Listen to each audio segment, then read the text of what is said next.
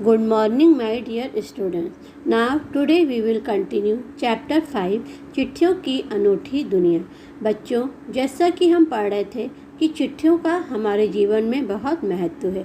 यह हमारे लिए उपयोगी हैं। चिट्ठियों से हमारी भावनाएं जुड़ी होती हैं। जब भी हम कभी पुराने पत्रों को जो पढ़ते हैं तो उससे हमारी जो यादें होती हैं वह तरोताज़ा हो जाती हैं। आज देश में ऐसे लोगों की कमी नहीं है जो अपने पुरखों की चिट्ठियों को सहेज और संजोकर विरासत के रूप में रखे हुए।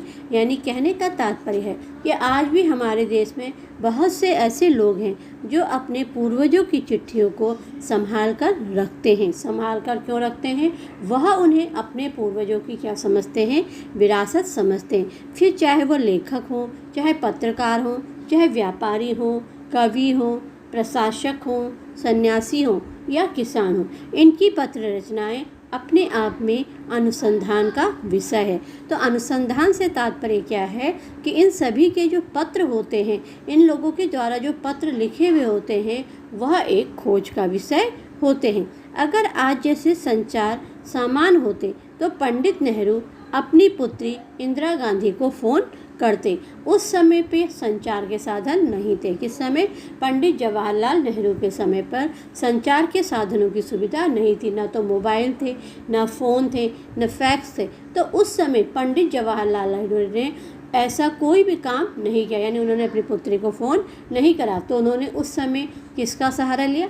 पत्र का सहारा लिया। तो उन्होंने अपनी पुत्री को पत्र लिखा। पर तब पिता के पत्र पुत्री के नाम नहीं लिखे जाते तो देश के करोड़ों लोगों को प्रेरणा देते। तो उस समय जो पंडित जवाहरलाल नेहरू द्वारा अपनी पुत्री को पत्र लिखा गया, वह करोड़ों लोगों के लिए किसका संदेश बना? करोड़ों लोगों के लिए एक प्रेरणा का स्रोत बना। पत्रों को तो आप सहेज कर रख लेते हैं, पर एसएमएस संदेशों को आप जल्दी ही भूल जाते हैं। पत्रों को तो हम पढ़कर संभाल कर रख सकते हैं और फिर चाहे महीने भर बाद या साल भर बाद हमारा जब भी पढ़ने का मन करे तो हम उसे निकाल कर पढ़ सकते हैं। लेकिन एसएमएस के संदेशों को हम पढ़ते हैं और फिर उसे हटा देते हैं। अर्थात कहने का तात्पर्य है कि एसएमएस के द्वारा आए संदेशों को हम जल्दी ही भूल जाते हैं। कितने संदेशों को आप सहेज कर रख सकते हैं? क्योंकि एसएमएस के संदेशों को हम ज़्यादा लंबे समय तक संभाल कर नहीं रख सकते हैं। तमाम महान हस्तियों की तो सबसे बड़ी यादगार या धरोहर लिखे गए पत्र हैं। यानी जितनी भी बड़ी बड़ी हस्तियां हैं, उनकी जो यादगार हैं, जो उनके जो धरोहर है, वह उनके क्या हैं? पत्र ही हैं, जिनको आज भी संभाल कर रखा जाता है। दुनिया के तमाम संग्रहालय जानी मानी हस्तियों के पत्रों का अनूठा संकलन भी है। बहुत से दुनिया में ऐसे संग्रहालय भी हैं जहां पर बड़ी बड़ी हस्तियों के पत्रों को आज भी संभाल कर रखा जाता है। उन्हें उनकी विरासत के रूप में रखा जाता है। तमाम पत्र देश, काल और समाज को जानने समझने का असली पैमाना है। यानी उन पत्रों के द्वारा ही हम उस समय की स्थिति का अंदाज़ा लगा सकते हैं। और जब हम उन पत्रों को पढ़ते हैं तो जिनके द्वारा यह पत्र लिखे गए हैं, उनकी तस्वीरें हमारे सामने उभर कर आ जाती हैं। भारत में आज़ादी के पहले महासंग्राम के दिनों में जो कुछ अंग्रेज अफसरों ने अपने परिवारजनों के पत्र में लिखे, वे आगे चलकर बहुत महत्व की पुस्तक बन गए। यानी भारत में आज़ादी से पहले, यानी 1947 से पहले, जब हमारा देश आज़ाद नहीं हुआ था, अंग्रेज़ों का गुलाम था, तो उस समय इन लोगों के द्वारा, अंग्रेज अफसरों के द्वारा अपने परिवारजनों को जो पत्र लिखे गए, वह आगे चलकर क्या बने? महत्वपूर्ण पुस्तक की रचना में बन गए। यानी उनका वर्णन किसमें किया गया है? पुस्तकों में भी किया गया है। इन पत्रों ने साबित किया कि यह संग्राम कितनी मजबूती लिए हुआ था। तो इन पत्रों को द्वारा ही हमें पता चलता है कि जो 1940 समय से पहले हमारे देश की स्थिति क्या थी और उन हमारे देश की क्रांतिकारी नेताओं ने क्या क्या उस समय झेला। महात्मा गांधी के पास दुनिया भर से तमाम पत्र केवल महात्मा गांधी इंडिया लिखे आते थे और वे जहाँ भी रहते थे वहाँ तक पहुँच जाते थे। तो महात्मा गांधी के समय जब भी उनके पास जो भी पत्र आता था वह हमेशा किस नाम से आता था? महात्मा गांधी इंडिया लिखकर आता था। और वे जहाँ भी होते थे, जैसी भी स्थिति में होते थे, पत्र उनके पास हमेशा पहुँच जाते थे। आज़ादी के आंदोलन की कई अन्य दिग्गज हस्तियों के साथ भी ऐसा ही था। यह केवल महात्मा गांधी के साथ ही था, बल्कि जितनी भी बड़ी बड़ी हस्तियां थी, जवाहरलाल नेहरू, सुभाष चंद्र बोस, सभी के साथ यह सब हुआ करता था कि वे लोग जहाँ भी होते थे पत्र उनके पास पहुँच जाते थे। गांधी जी के पास देश दुनिया से बड़ी संख्या में पत्र पहुँचते थे, पर पत्रों का जवाब देने के मामले में उनका कोई जोड़ नहीं था। गांधी जी के पास हमेशा न जाने कई चिट्ठियां आती थी, लेकिन कभी भी वह चिट्ठियों का जवाब देने से नहीं पलटते थे। जब भी उनके पास कोई चिट्ठी आती थी तो वह उसका जवाब अवश्य देते थे। कहा जाता है कि जैसे ही उन्हें पत्र मिलता था उसी समय में वे उसका जवाब भी लिख देते थे। अपने हाथों से ही ज़्यादातर पत्रों का जवाब देते थे। जब भी गांधी जी के पास कोई पत्र आता था तो वह उस पत्र का जवाब देने में कभी भी आलस्य नहीं करते थे और वह कभी भी पत्र किसी दूसरे से नहीं लिखवाते थे और उस पत्र का जवाब वे स्वयं ही देते थे। यदि उनके दाहिने हाथ में दर्द हो जाता था लिखते लिखते तो वह बाएं हाथ से लिखना शुरू कर देते थे, लेकिन पत्र का जवाब अवश्य देते थे।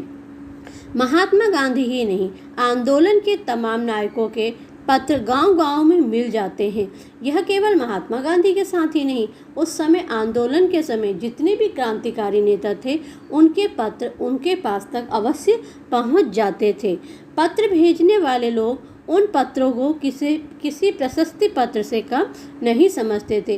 तो जो पत्र भेजते थे उनको ऐसा लगता था कि यह केवल एक पत्र नहीं बल्कि क्या है, प्रशस्ति पत्र है, एक सम्मान सूचक पत्र है। और कई लोगों ने तो उन पत्रों को फ्रेम कराकर भी रख लिया और बहुत से ऐसे लोग भी थे कि जिन्होंने उन पत्रों को क्या करा था, फ्रेम कराकर रखा हुआ है, जो कि अभी भी सुरक्षित है। यह है पत्रों का जादू। तो यह जादू केवल पत्रों में ही हमें प्राप्त हो सकता है, एसएमएस वगैरह में नहीं हो सकता है। यही नहीं, पत्रों के आधार पर ही कई भाषाओं में जाने कितनी किताबें लिखी जा चुकी हैं। यह ऐसा नहीं कि पत्र ही कुछ नहीं है, पत्रों के आधार पर अनेक भाषाओं में अनेक किताबें भी लिखी जा चुकी हैं। यानी पत्रों के माध्यम से हमने अपने देशवासियों को समय समय पर बहुत से संदेश भी दिए हैं। वास्तव में पत्र किसी दस्तावेज से कम नहीं है। वास्तव में देखा जाए तो पत्र किसी दस्तावेज से, यानी दस्तावेज से मतलब है कि जो हमारे ज़रूरी कागजात होते हैं, जो हमारे डॉक्यूमेंट्स होते हैं, उससे कम नहीं माना जाता है। पंत के 200 पत्र, बच्चन के नाम और निराला के पत्र हमको लिखे हुए हैं कहाँ, तथा पत्रों के आईने में दयानंद सरस्वती समेत कई पुस्तकें आपको मिल जाएंगी। यानी पंत सुमित्रानंदन पंत जी के द्वारा भी बहुत से पत्र लिखे गए हैं। दयानंद सरस्वती जी के द्वारा भी बहुत से पत्र ऐसे हैं जो हमें आज भी पुस्तकों में देखने को मिलते हैं। कहा जाता है कि प्रेमचंद खास तौर पर नए लेखकों को बहुत प्रेरक जवाब देते थे। और यह भी कहा जाता है और सुना जाता है कि प्रेमचंद जो एक लेखक थे वह पत्रों का जवाब बहुत अच्छे से देते थे तथा पत्रों के जवाब में वे बहुत मुस्तैद रहते थे। और कहने का तात्पर्य है कि वह भी गांधी जी की तरह पत्रों का जवाब देने के लिए एकदम तत्पर रहते थे, यानी मुस्तैद यानी तैयार रहते थे। इसी प्रकार नेहरू और गांधी जी के लिखे पत्र, रविंद्रनाथ टैगोर के पत्र भी बहुत प्रेरक हैं। जिस प्रकार गांधी जी के प्रति प्रेरणादायी हैं, उस प्रकार रविंद्रनाथ टैगोर और प्रेमचंद के पत्र भी क्या हैं, प्रेरणा के स्रोत हैं। टैगोर के बीच सन 1915 और 1941 के बीच के पत्राचार का संग्रह प्रकाशित हुआ है, जिसमें बहुत से नए तथ्यों और उनकी मनोदशा का लेखा जोखा मिलता है। यानी कि सन 1915 से लेकर 1941 के बीच रविंद्रनाथ टैगोर और महात्मा गांधी के बीच जो पत्र लिखे गए हैं, जो पत्र प्रकाशित किए गए हैं, उसमें अनेक तथ्यों का यानी अनेक बातों का क्या मिलता है, लेखा जोखा मिलता है। पत्र व्यवहार की परंपरा भारत में बहुत पुरानी है, पर इसका असली विकास आज़ादी के बाद ही हुआ है। यहाँ पर लेखक कह रहे हैं कि जो पत्र लेखन की प्रक्रिया है वह कोई नई नहीं है, बल्कि बहुत ज़्यादा पुरानी है। लेकिन यह विकास की ओर कब अग्रसर हुई? यह विकास की ओर आज़ादी के बाद ही अग्रसर हुई। तमाम सरकारी विभागों की तुलना में सबसे ज़्यादा गुडविल डाक विभाग की है। तो संचार के जितने भी साधन हैं, जितने भी सरकारी विभाग हैं, उस सब विभाग में सबसे ज़्यादा गुडविल यानी सबसे अच्छा नाम किसका है? डाक विभाग का है। इसकी खास वजह यह भी है कि यह लोगों को जोड़ने का काम करता है, और यह क्या करता है? लोगों को एक दूसरे से जोड़ने का संपर्क करता है।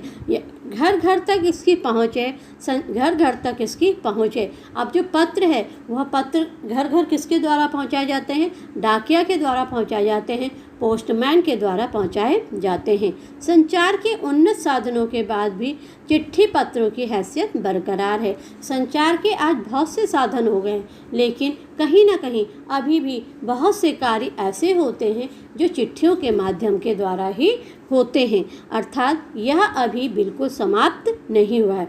शहरी इलाकों में आलीशान हवेलियां हों या फिर झोपड़पट्टियों में रह रहे लोग, दुर्गम जंगलों से घिरे गांव हो या फिर बर्फबारी के बीच में जी रहे पहाड़ों के लोग, समुद्र तट पर रह रहे मछुआरे हों या फिर रेगिस्तान की ढाणियों में रह रहे लोग, आज भी खेतों का ही सबसे अधिक बेसब्री से इंतजार रहता है। जिस तरह से आज भी खेती का अपना महत्व है, चाहे वो शहर के लोग हों, चाहे गांव के लोग हों, चाहे हिल स्टेशन के लोग हों, चाहे झोपड़ियों में रहने वाले लोग हों, तो खेती का अपना एक क्या है? महत्व है। तो सेम उसी तरह आज पत्रों का भी अपना ही महत्व है। एक दो नहीं, करोड़ों लोग खतों और अन्य सेवाओं के लिए रोज भारतीय डाकघरों के दरवाजे तक पहुंचते हैं। अगर आज भी देखा जाए तो भारतीय यानी डाक विभाग में यानी डाकघर में हम जाकर देखें तो बहुत से लोग ऐसे होते हैं जो पत्रों के लिए, अपनी डाक के लिए वहां पर पहुंचते हैं। दूर देहात में लाखों गरीब घरों में चूल्हे मनी ऑर्डर अर्थव्यवस्था से ही चलते हैं। गांव में अगर देखा जाए जो दूर दूर बसे लोग हैं वह आज भी किसके द्वारा अपने घर का खर्चा चलाते हैं? मनी ऑर्डर के द्वारा चलाते हैं। यानी मनी ऑर्डर के द्वारा चलाते हैं कि जो उनके घर के सदस्य हैं, चाहे उनके पति या उनके बेटे, वह बाहर कार्य करते हैं और आना जाना बहुत जल्दी नहीं होता है, तो वह मनी ऑर्डर की प्रक्रिया के द्वारा अपने घर वालों के लिए क्या भेजते हैं? खर्चा भेजते हैं, और जिससे उनके घर वाले अपना घर का खर्चा चलाते हैं, दूर देहात चलाते हैं। गांव या गरीब बस्तियों में चिट्ठी या मनी ऑर्डर लेकर पहुंचने वाला डाकिया देवदूत के रूप में देखा जाता है। यानी कि आज भी गांव में या गरीब बस्तियों में जो संचार साधनों का उपयोग नहीं कर पाते, यानी मोबाइल का इनका नहीं कर पाती है, वह आज भी चिट्ठी लेने वाले डाकिये को किसी भगवान से कम नहीं मानती है। जब डाकिया उनके घरों में मनी ऑर्डर लेकर आता है या चिट्ठियाँ लेकर आता है तो उन्हें ऐसा प्रतीत होता है कि जैसे भगवान उनके सामने आ गया है। तो बच्चों, कहने का तात्पर्य है कि संचार के साधनों का आज उपयोग होने के बावजूद भी पत्र का अपना एक अलग ही महत्व है। तो बच्चों, ये हमने पाठ पढ़ा। अब इससे संबंधित जो भी आपकी क्वेरीज हो, जो भी आपकी क्वेरीज हो, उसे आप मैम से पूछिएगा।